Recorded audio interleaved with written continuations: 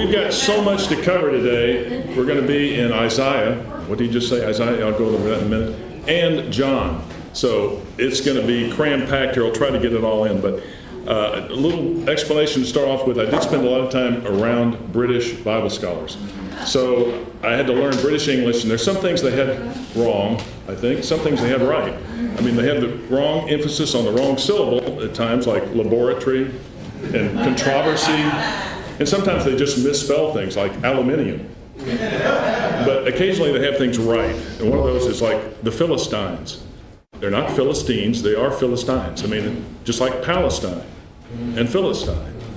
Now, you wouldn't say Palestine, well, unless you're in East Texas. I used to say that, but now there was a bad train wreck in Ohio in East Palestine, so I have to say now you wouldn't say that unless you're in East Texas or East Ohio. But anyway, it is Philistines. And the other one is Isaiah. It actually is more correct, and I'll be using that today, so you'll have to get used to me saying Isaiah. So let's jump right in here, and I'll try to be able to read this in this light. Isaiah is one of the most loved books of the Bible. It's the best known of the prophetic books. Isaiah contains a treasure trove of factual information about the society of Israel and Judah from about 740 BC to about 681 BC, so almost 60-year period. Now, Isaiah spoke more than any other prophet about the great kingdom into which Israel would enter at the second advent of the Messiah, and we'll talk more about that later. Isaiah discussed the depths of Israel's sin, and it was deep, and the heights of God's glory. Now, Isaiah means Yahweh is salvation, so it's quite an important name he has. Now, much is often made about how many of the New Testament writers and apostles were not formally educated men. But Isaiah, though we don't know much about the prophets, was an educated man. He probably lived most of his life in Jerusalem, and he did have access to the royal court. He had very extensive contact with at least two of Judah's kings, and Judah, of course, is the southern kingdom, Ahaz and Hezekiah. Now, according to tradition, Isaiah was martyred by evil King Manasseh, who was the son of good King Hezekiah. He was, again, by tradition, he was put in a log and sawed in half, a hollow log and sawed in half, so not a good way to go. So as you read the story of the kings, if you read Kings and Chronicles, it's a sad tale, particularly of the northern kingdom. I mean, this king was evil, and the son did even more evil, and he died and was buried with his fathers, and then the son did more evil than that. So it just keeps going worse and worse. But at times there are good stories. And in the southern kingdom, there are some bright spots, and Hezekiah is one of those bright spots, and that's the king that Isaiah had the most contact with. Now, it was a time of great struggle, both politically and spiritually, when Isaiah was prophesying. The northern kingdom was deteriorating rapidly, and it fell to the Assyrian Empire in 722 BC. So we'll talk more about that later also. The southern kingdom of Judah looked as though it too would fall to Assyria, but the Lord intervened, and it actually lasted another 136 years. So it was providential that the Lord did that for Israel at that time. So it was a tumultuous time, Israel, that Isaiah was prophesying in and when he was delivering his message. He was calling the people of Judah back to a proper covenantal relationship with God. He was aware that Judah was destined for exile, just as the northern kingdom had been taken into exile. Now, when Isaiah answered the Lord's call in chapter 6, when God asked, "Whom shall I send, and who will go for us?" What did Isaiah say? He said, "Here am I, send me." So probably Isaiah was thinking that his positive response would be a good thing. It'd result in the nation's cleansing, or at least help the Lord out here. But no, the Lord told him that his message would not result in a positive response. The people had not listened before, and they would not listen now. In fact, the people would become even more hardened against the Lord. How many of you would like a job where, in terms of visible results, you are guaranteed to fail? And nobody's going to listen to you. And in fact, they'll hate you for delivering the message. Anybody want to sign up for that job? I don't think so. Isaiah asked God, "How long will I have to go on delivering a message of judgment to a people who will reject it?" God told Isaiah that he was to proclaim the message until judgment came and the people were deported. And that didn't happen until almost 100 years after Isaiah's death. So obviously God meant that he should keep on preaching, even though it wouldn't be listened to, the people wouldn't respond, and he wouldn't even live to see the outcome of all the things he was prophesying about. Well, that was discouraging. As a consolation, God assured Isaiah that not all was lost, and at least a remnant of believers would be preserved in Judah. Now, people in Judah, just like the pagans among them, were consulting mediums and spiritists who specialized in contacting the dead. They were rejecting the wisdom of God, of course, by doing this. Now, how do you think that worked out for them? Not very well. Now, we're going to get into the text here because, and I give you a lot of this background information because, again, a text without a context is just a pretext for an inaccurate or misleading subtext. So we have to have context. And in chapter 6, the commissioning of Isaiah. The Lord told Isaiah to prophesy to Judah, even though, again, we've looked at, they will not see nor hear and will be captured and the land will be devastated. In chapter 7, the prophecy is about the coming of Messiah and the sign of Emmanuel. And I believe Rand covered verse 14 last week, about a virgin will be with child. That's an important verse in chapter 7. Now, as chapter 8 ends, Isaiah prophesies concerning Judah as follows. Reading here from Isaiah 8:19. And when they say to you, consult the mediums and the spiritists who whisper and mutter, should not a people consult their God? Should they consult the dead on behalf of the living? To the law and to the testimony. If they do not speak according to this word, it is because they have no dawn or spiritual light. And they will pass through the land, hard-pressed and famished, and it will turn out that when they are hungry, they will be enraged and curse their king and their God as they face upward.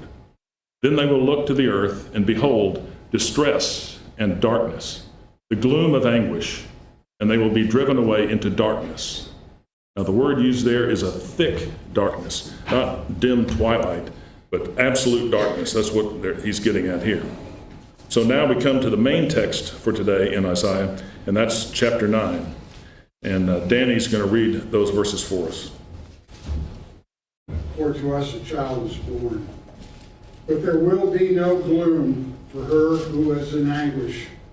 In the former time he brought into contempt the land of Zebulun and the land of Naphtali. But at the latter time he made glorious the way of the sea, the land beyond the Jordan, Galilee of the nations. The people who walked in darkness have seen a great light. For those who dwelt in a land of deep darkness, on them has light shone. You have multiplied the nation. You have increased its joy. They rejoice before you as the joy at the harvest, as they are glad when they divide the spoil. For the yoke of his burden and the staff for his shoulder, the rod of his oppressor, you have broken, as on the day of Midian. For every boot of the tramping warrior in battle tumult, and every garment rolled in blood will be burned as fuel for the fire. Now stop right there just a second. So we've gone over some references that probably won't click exactly with modern audiences. He's talking about battle, he's talking about the harvest, because he's talking to a crowd that is an agrarian crowd that also has to go to battle fairly often. So we have to kind of get our minds around the things that he's talking about. And the Midian reference is about Gideon's victory over the Midianites, which would have been a very prominent thing in their memory. And it would take, again, at this time, which is a very bad, bleak, dark time, it would take a prophet to be talking about joy or gladness, as it reads in the text. I mean, you have to obviously be looking ahead to another time other than the one you're in to be talking about things like that. So go ahead with verse 6, which this gets us back to a verse that's very familiar to you. For to us a child is born, to us a son is given, and the government shall be upon his shoulder, and his name shall be called Wonderful Counselor, Mighty God, Everlasting Father, Prince of Peace. Okay, those are pretty powerful verses. Let's go back through them. In verse 1, we're talking about a time will come when gloom and darkness will be a thing of the past. The gloom on this section of Israel came because of the Lord's discipline on the people. God humbled Zebulun and Naphtali. I know it's a little hard to see there if you look on the map. The upper section there, the orange and kind of the purple, that's Zebulun and Naphtali. Those were the sections that were taken first when Assyria came in.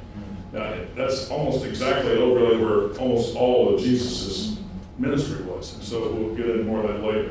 So again, Zebulun and Naphtali is what it's referring to the upper part of the map. It is significant that Jesus' upbringing and early ministry was mostly in that area. His presence honored an area after a long period of darkness, and this was over 700 years. In 732 BC, this northern portion of Israel became an Assyrian province under Tiglath-Pileser III, who exiled much of the population and put them in gloom. Now, the way the Assyrians were bad dudes. They were bad. I mean, they didn't just defeat you, they destroyed you. They burned your cities, burned your houses, deported most of the people, took them back to Assyria, and then sent Assyrians there to repopulate the area. So they completely changed the areas that they took over. Anybody ever been to the British Museum? The British stole all the good stuff in the world. They took it all to the British Museum. They've got the best Assyrian collection ever. I mean, huge carved stone horses and mythical beasts and huge 40-foot tall gates. I mean, it's incredible. So if you're in the British Museum, you ought to take a look at the Assyrian collection. Now, let's go back here. Under Gentile domination for hundreds of years, the area around Zebulun and Naphtali was called the Galilee of the Gentiles, but it was not called that at the time. In fact, they didn't even refer to the Sea of Galilee as the Sea of Galilee. It's more typically called the Sea of Chinnereth. Now, what's he talking about with the way of the sea? That's kind of an obscure reference.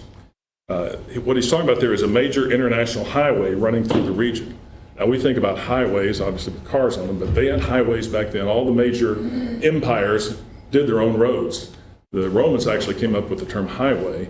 They would dig parallel trenches, pile up the dirt from both trenches in the middle, put some rocks in for paving, and then you had a highway. Because you didn't want the way you're going to flood and be having a problem when you're trying to go invade somebody. So I was trying to think of a way to make that understandable and relatable for somebody like Paul Nielsen. I know he's not here today, so I can't. I know he's watching. But I tried to think of an analogy. So say we're all living here in Texas, but there's no internet, there's no TV, there's no radio, there's no phones, there's no cell phones, there's no magazines, there's no newspapers, there's nothing. You don't know really anything that's going on outside your little area there. Well, because it's 700 BC. So the prophet is talking about knowing the way of the sea that Assyria is going to use. And we could think of that as, if Oklahoma invaded Texas, they might say they were using the way of the Gulf. Well, we would call it Interstate 45. But nobody's going to know that. But anyway, you've got a prophet of God telling things that nobody knows about other than having the Word of God in his mind. Now, this is the only place in the Bible that this name is used, but it appeared, the way of the sea, but it appears often in Assyrian and Egyptian records. And this highlights, again, the education level of Isaiah and how clued in he was to current events and other cultures. And so the invading Assyrian army took that route, and that route goes, again, around Naphtali and Zebulun and on down into southern Israel. So from that same area, the Messiah will arise and wipe away the gloom and the darkness brought on by Gentile pagan domination. Now in verse 2, what Daniel was reading, the people were in darkness. Then they saw a great light, and light dawned on them. And Matthew applied this passage to Jesus, who, as we have said, began his preaching and healing ministry in that same region. In verses 3 and 5, God the Father will lead the people from spiritual darkness into light by sending the child, the Messiah. The light will increase their joy, like the joy at harvest time. Again, those references to harvest time, or the joy of winning a battle and dividing the plunder. Joy is another emphasis of Isaiah, mentioned 32 times in the book. This joy will be a supernatural work of God, much like the nation's deliverance when Gideon defeated Midian, again that he referred to. And other than the joy found in the Lord in Isaiah's time, there was very little joy. So again, this was a prophet that was talking about things that seemed distant to the people he was talking to. In verse 6, Isaiah records 5 things about the coming Messiah. Go to the next slide, I'll say a little bit about Assyria again. Just before we go to the next slide, I want to see the Assyrian Empire. You can see way to the east, then comes around, and basically the highway is almost all through through Israel to get to Egypt. So we'll look at other empires too, but I mean, Israel's right in the crosshairs. People that want to invade down into Africa have to go this route. Okay, next slide. Now, Isaiah records 5 points about the coming Messiah. Next one. Okay, number 1. He is to be born as a baby to the nation of Israel, as one of the covenant people. Number 2, he will rule over God's people. The government will be on his shoulders, figuratively speaking, referring to the kingly robes to be worn by the Messiah. Anybody see the coronation of King Charles recently? You know, the ermine robes that they wear? Those robes represent the power that rests on their shoulders, but of course, in their case, that's completely symbolic. The only thing that rests on their shoulders is a big fat allowance. So that doesn't really, but the Lord's robes are massive, and Isaiah referred to the Lord's filling the temple with glory, and that's part of the reference there is his kingly majesty. Now, he will have 4, or is it 5, descriptive names that will reveal his character. Now, the preponderance of scholars think that wonderful and counselor are separate, not the same title. Now, have any of you heard Handel's Messiah? I think you have. There's a section there that in it goes something like this. Wonderful Counselor, the mighty God, the everlasting Father, the Prince of Peace. So I think Handel was clued in too. It is a separate title. So we think at 5 titles there. Now, wonderful means exceptional or supernatural. Counselor is the authoritative one that the people will gladly listen to. The people will be anxious to hear the Messiah's teaching on God's ways. Mighty God. Isaiah understood that the Messiah was to be God. Everlasting Father. Many are confused by this title. How can the Messiah, God's Son, be the Father? Well, first point is the Messiah, the second person of the Trinity, is in his essence God. He has all the attributes of God, including eternality. Since God is one, even though he exists in 3 persons, the Messiah is God. Point number 2, the title Everlasting Father is an idiom used to describe the Messiah's relationship to time, not his relationship to the other members of the Trinity. He is said to be everlasting just as God the Father is called the Ancient of Days. In addition, the Messiah will be a fatherly ruler in his kingdom. And lastly, point number 3, the promise to David about the foreverness of the kingdom, which God promised would come through David's line. The Messiah will fulfill this promise for which the nation had been waiting. And then lastly, Prince of Peace. The one who will bring peace in to Israel and maintain the time of millennial peace when the nation will be properly related to the Lord. Together, these 5 titles give a beautiful picture of the coming Messiah's character. Next slide. Now, 4th, the Messiah seated on David's throne will have an eternal rule of peace and justice. His rule will be forever. Following the kingdom on earth, he will rule for eternity. And then number 5, this will all be accomplished by the zeal of the Lord, God Almighty. The coming of the millennial kingdom depends on God, not on Israel. Apparently, Isaiah assumed that the Messianic child, Jesus Christ, he would establish his reign in one advent. That is, when the child grew up, he would rule in triumph. Like the other prophets, Isaiah was not aware of the great time gap between the Messiah's two advents. Prophets operated with a word given by God. They spoke truth, but they did not have complete knowledge. Only God does.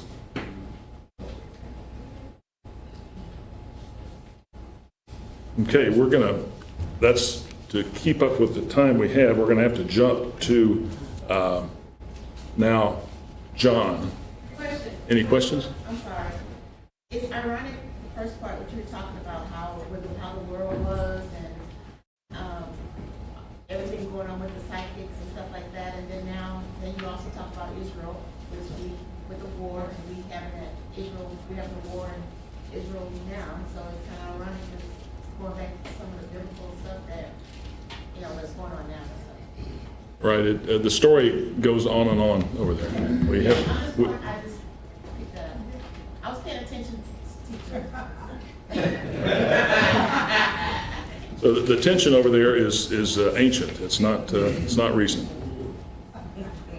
Okay, so we're going to jump to John now, and we're going to be in John 1 through 9. So we'll start at chapter 1. Now, the first 18 verses of John are known as the prologue. The prologue sets forth the theological introduction which enables the readers to understand that the words and deeds of Jesus are the words and deeds of God manifest in the flesh. John presents the incarnation, God manifest in the flesh, as the foundation of the gospel.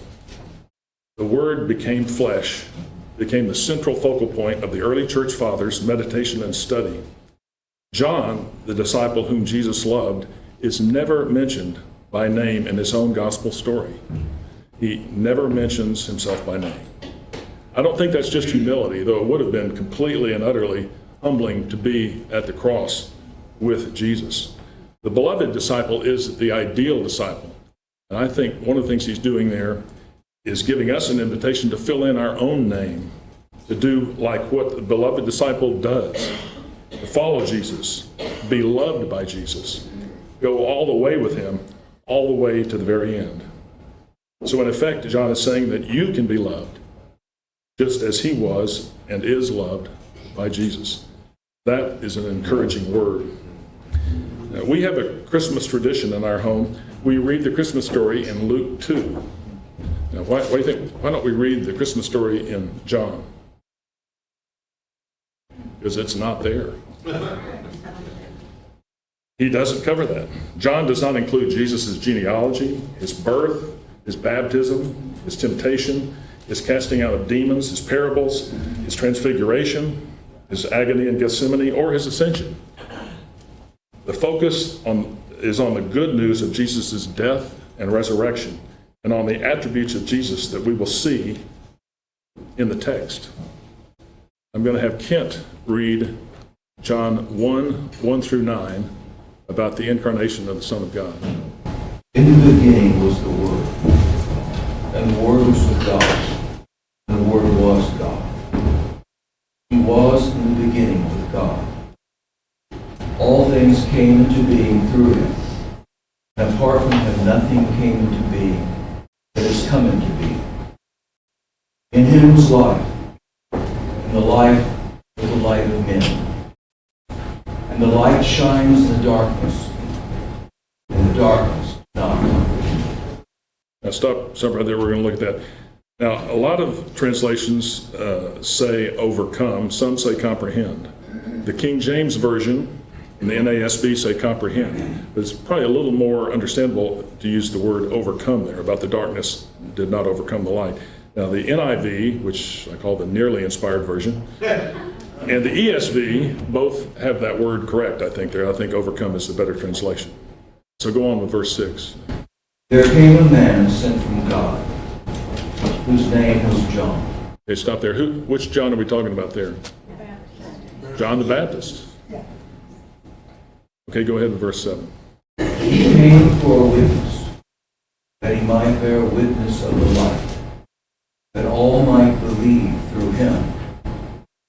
He was not the light, but came that he might bear witness of the light. There was the true light, which, coming into the world, enlightens every man. Okay. So Christ was already in existence with God in the beginning. Theologians and philosophers, both Jews and Greeks, use the term word in a variety of ways. The Greek term is logos. It could mean a person's thoughts or reason, or it might refer to a person's speech, or the expression of thoughts, something like that. But as a philosophical term, logos conveyed the rational principle that governs the universe. Let's look at the word in Greek. Pens have ink in them.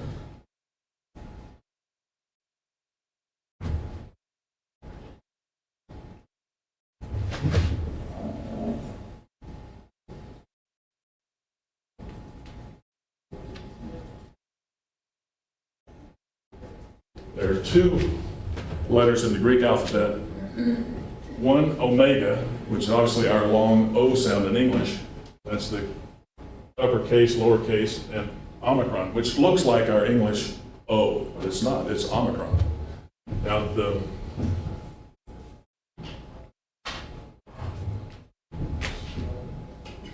is that all right?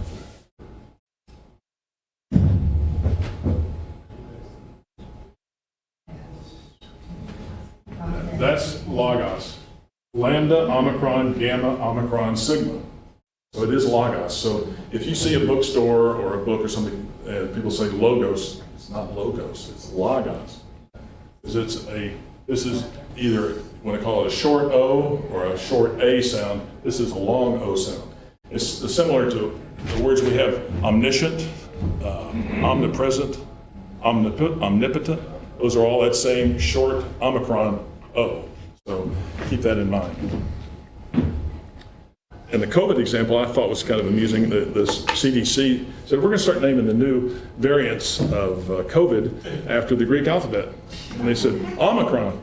So they put Omicron up there, but they said Omicron. I go, well, it's not Omicron, it's Omicron. Come on, let's get this straight. So the wisdom of God, here we're talking about the Word, is personified. The wisdom of God often is personified in the Bible. Now, personification is it's a metaphorical literary device. What we're talking about here is incarnation. Incarnation is an actual, physical, literal occurrence. The Word was God. Jesus, as the Logos, reveals God's mind to us. Now, cults, this is where a lot of cults jump off here. They think that Jesus was sort of God, kind of God, nearly God. Now, it's important that we understand that Jesus was God, a very God. Like in the Episcopal liturgy, what do they say, Kathleen? Very God, a very God?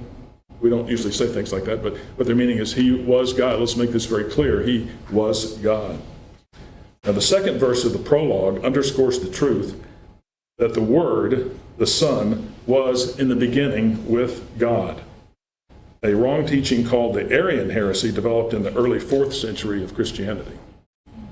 Arius, the father of this heresy, was a priest in Alexandria in Egypt. During the reign of Emperor Constantine, he taught that Jesus, the Son of God, was not eternal but was created by the Father. So therefore, to him, Jesus was not God by nature. And Arius' views did gain some support. At the church council in Nicaea in 325 AD, Athanasius defeated Arius in debate, and the Nicene Creed was adopted. And that firmly established the biblical teaching that Jesus was one essence with the Father. Yet this controversy raged on and kept going and was again defeated at the Council of Constantinople in 381 AD. Now, this heresy still exists, even though it was defeated several times, but it still pops up. So we still have several cults that believe this way. But John's gospel proclaims simply and clearly that the Son of God is co-eternal with the Father. So in verse 3, we see Christ was the creative energy and the active agent in creation. In the Hebrew language of the Old Testament, the Word is described as an agent of creation. Psalm 33:6 says, "By the word of the Lord, the heavens were made." Now, verses 4 and 5, we see life and light. For the next slide. Okay. So, life and light are two words especially associated with John's gospel. Light equals the revelation which reveals the life that is in Christ and which brings into judgment those who refuse it. Life equals salvation and deliverance based on Christ's atonement. And verse 9, it's not that every man is redeemed automatically, for redemption comes through faith in the Savior, but Jesus' light is available to all men. It says, there was the true light, which coming into the world enlightens every man. As God allows the rain to fall on the just and the unjust, Christ's light falls on all men, but not all men have eyes to see, and not all men are saved. To finish off this thought, let's jump to verse 14, which wasn't in our reading, but it says, the Word became flesh and dwelt among us, and we beheld his glory, glory as of the only begotten from the Father, full of grace and truth. So the Word became flesh, not was made flesh, like it reads in the King James Version. That's not a good translation of that passage. If you have the King James Version, why don't you cross out was made and put in became flesh. So the NASB has became flesh. The ESV uses became flesh. The NIV, again, the nearly inspired version, even got this right. They say became flesh. So that's the best translation there. Now let's jump to light. In the Old Testament, God said, let there be light, and there was light. In the New Testament, God said, let there be light, and there was Jesus. Jesus came in the power of perfect teaching and signs and wonders, beginning in the dark region of the Galilee, which we looked at on the map. The people walking in darkness have seen a great light, Isaiah 9:2. And Jesus called himself the light of the world. Now, Jesus actually got a better reception from the beginning of his ministry from the Gentiles than he did from the Jews, and that may be one of the reasons why he was in the area he was in for the beginning of his life and his ministry. I mean, do you think it was a surprise to God that was going to happen? And you think God went, I didn't see that one coming. So Jesus revealed himself first in the synagogue in Nazareth, his hometown, and he said that the Spirit of the Lord was on him, not only to be a light shining in a dark place, but to recover sight for the blind by releasing prisoners from darkness in direct fulfillment of Isaiah 61. You remember my Texas-Oklahoma analogy? Well, it's now 700 years later. Okay, we're sitting here. Things are still very lousy. We're living around Okies and all kinds of pagans that came in, and it's a vicious crowd. We're hearing stories about how there used to be Tex-Mex food and Bluebell ice cream, and there's nothing like that. It's just doom and gloom. So the Jews in the synagogue in Nazareth didn't like Jesus' message. They were the people that had put up with a lot. They, not only at this time when Jesus was there, they'd had the Assyrians, they'd had the Babylonians, they'd had the Medes and the Persians, they'd had the Greeks, and then the Romans. And the Romans currently invading them. So they're sick of this stuff. They want a Messiah to come in, get rid of all these people, and put them back in their place at the top of the chain, God's people. But that wasn't going to happen like that. But let's look quickly. We have time here. Luke 4. You want to turn to that? In Luke 4, this is Jesus revealing himself in the synagogue in Nazareth. And he began to say to them, today the scripture has been fulfilled in your hearing. Verse 22, and all were speaking well of him and wondering at the gracious words which were falling from his lips. And they were saying, is this not Joseph's son?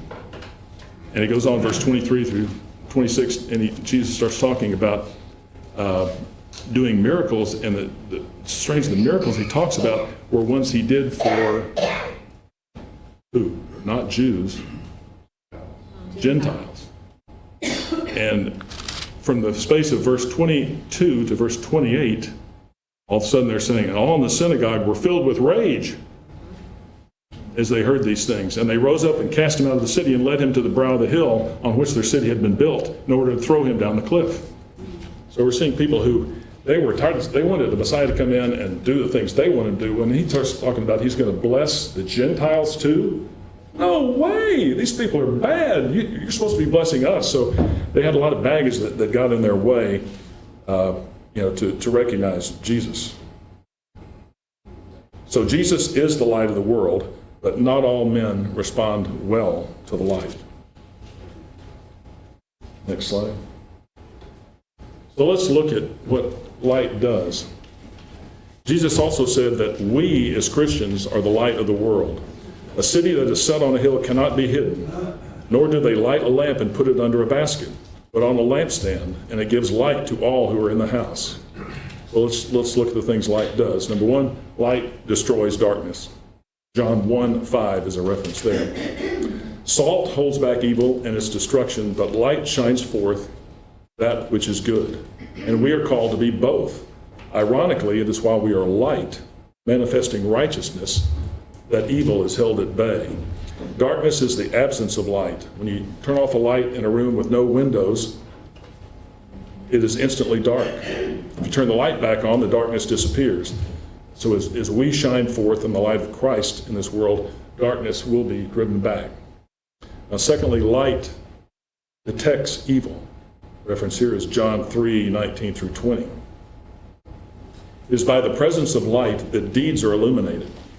And in the case of this world, the evil deeds of the world are illuminated by the presence of Christians in the world. In other words, the light of Christ is the standard or benchmark for righteousness. With that standard in the world, evil deeds are contrasted and made visible. Without the light of Christ in the church, the evil deeds of the world would have nothing against which to be measured. And of course, I have to say here that evil men hate the light. Evil men love the darkness. Number three, light discovers good. When those who are responding to the light come closer to the light of Christ present in the church, their deeds become clearly visible. It becomes obvious that God is at work in their life. Number four, light defines Christianity. Ephesians 5:8 is a reference there. Paul says that though we were once darkness, we are now light in the Lord, and we should therefore walk as children of light. The vast majority of the crime in the world takes place at night. As John wrote, men love the darkness rather than light because their deeds were evil. But we have been called as children of light, and light is the essence of Christianity. The darker the world gets around us, the brighter our light shines in contrast. Because again, evil loves the darkness. Evil hates the light. And lastly, light demands exposure. Matthew 5:14 and 16. The purpose of the light is to illuminate. Jesus said we are to let our light shine brightly that men may see your good works and glorify your Father in heaven. If our light is concealed by the fact that we stay at home or stay at church and never let the world see our light, what is accomplished? For light to accomplish its purpose, it must leave the presence of other lights and go out into the darkness. When salt loses its flavor, Jesus said, it is worthless. And when a light is put under a basket, it too is worthless. For the church to accomplish its purpose of preservation and illumination in the world, we have to go out into the world where decay and darkness are present. Even as a solitary Christian, we can be effective as one grain of salt and one candle if we will go where we are needed. Now, Jesus is the light of the world, but what happens if we don't have light? Isn't it strange how many people feel depressed at Christmas time? The medical profession has a name for that. It's a particular depression some people experience. It's called seasonal affective disorder, or SAD. And interesting enough, that acronym is SAD. So when daylight hours grow shorter, so do the hours of happiness. Many people have SAD and don't realize it. One of the treatments is to spend about 30 minutes under bright lights or near bright lights. Has anybody lived in a far northern city? I don't mean Dallas. Were you Alaska? Yeah. Yeah. Well, that's, talk about dark in the winter. Most of the time I've spent in England has been in the summertime, where it gets dark at 10:30 and the sun's up at 4:30. But I've been there in January, it's the exact opposite. It gets light at about 9 a.m. and it gets dark at about 3:30. So you're getting up when it's dark, you're getting ready when it's dark, you're driving to work when it's dark, you're starting work when it's dark, you're working for a little time when it's light, you're working for a little time when it's dark again, you're driving home in the dark, having dinner when it's dark, and it's depressing. It is depressing. So that's something that's definitely an effect. Now, it's not just lack of sunlight that makes people sad. I mean, other reasons that people are sad during the Christmas holidays is you might have lost a loved one, or family might not be around, or money might be tight. You don't have money for gifts, or at least the gifts you want. So people get sad for all kinds of reasons. The remedy is to know and spend as much time with the light of the world, who lights the path of life. In him is life, and he is the light of men. And the light Jesus offers is not seasonal, it's eternal. So that's a good feature there. So if you're depressed at Christmas time, stop thinking about Christmas. Just think about Christ. Now, going back to Genesis for a moment, when God said, "Let there be light," there was. But note that he didn't create the light holders, the sun, the moon, and the stars, till the fourth day. So where was this light coming from? Well, I think it was Jesus himself. Why would we think that? Let's go to Genesis 1 through 4.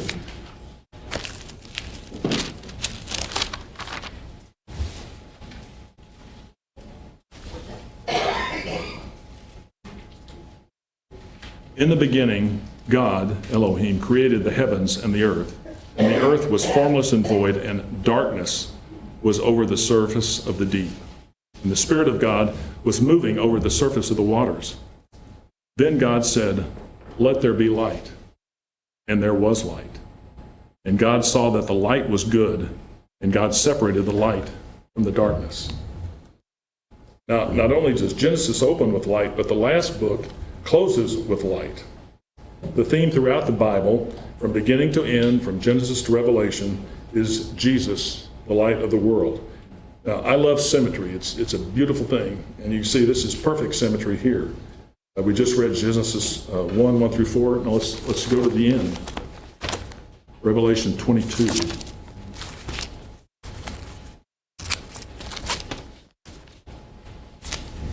I'll read verses 1 through 5. And this is about the new Jerusalem. "And he showed me a river of the water of life, clear as crystal, coming from the throne of God and of the Lamb.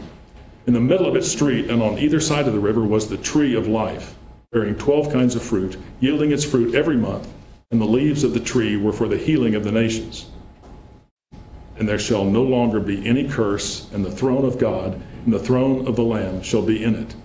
His bondservants shall observe him, and they shall see his face, and his name shall be on their foreheads.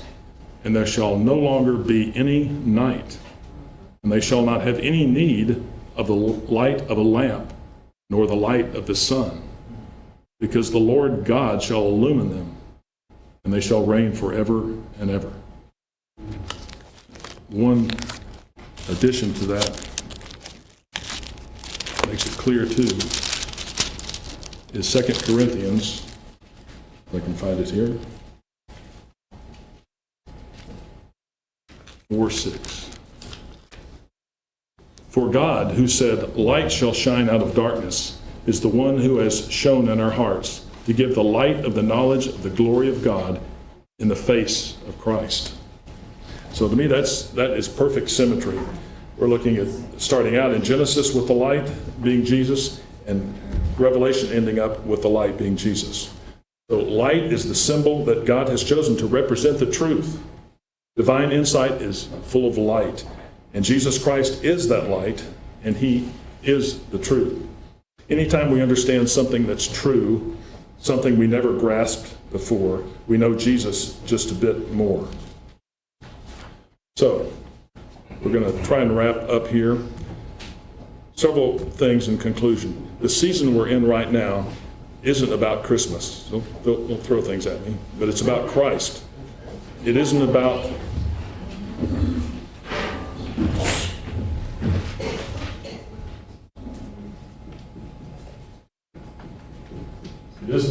presents.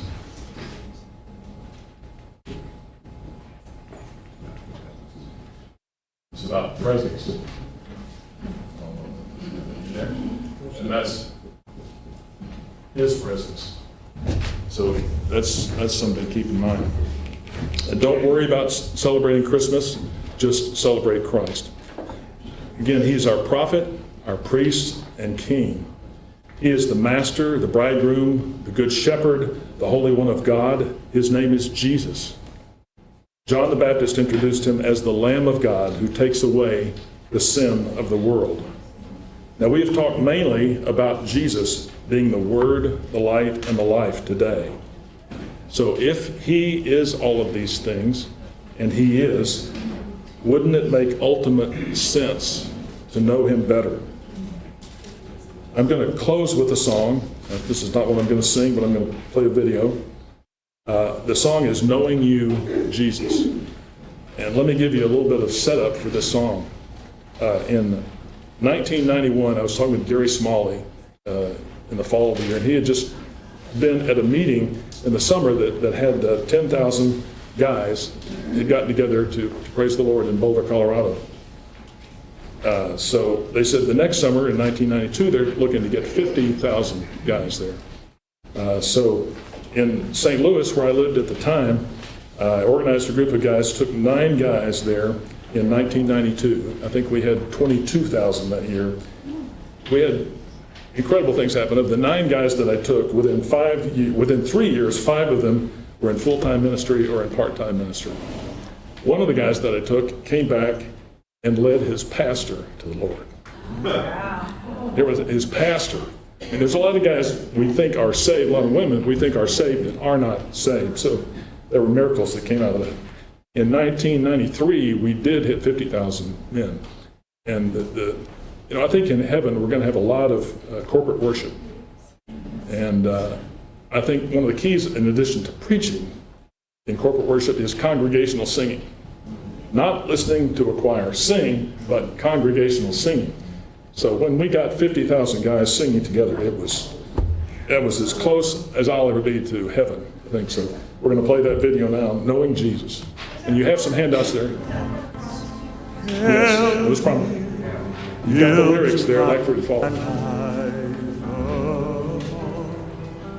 All this world reveals and wants to own. All I want gain, I have counted loss, spent and worthless now, compared to this. Now my heart's desire is to know you more, to be found in you, and known as your own, to possess by what I could not earn, all surpassing gift of righteousness, knowing you,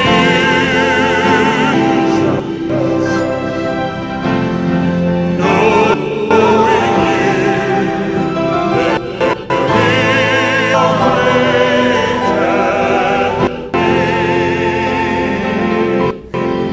you're my all, you're the best, you're my joy, my righteousness, and I love you more.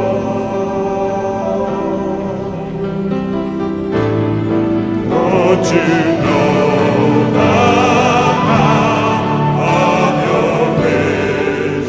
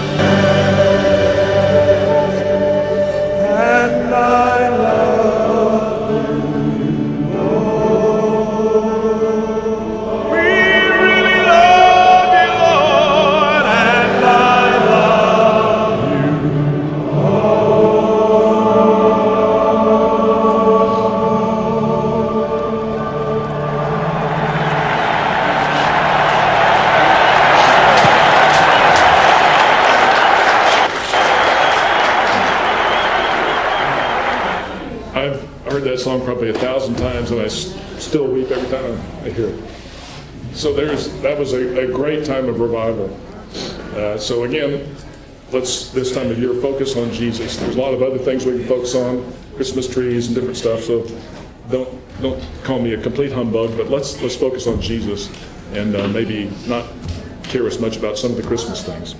So I think we actually finished up plenty of time. So Thank you, Philip, for a great lesson. Thank you so much.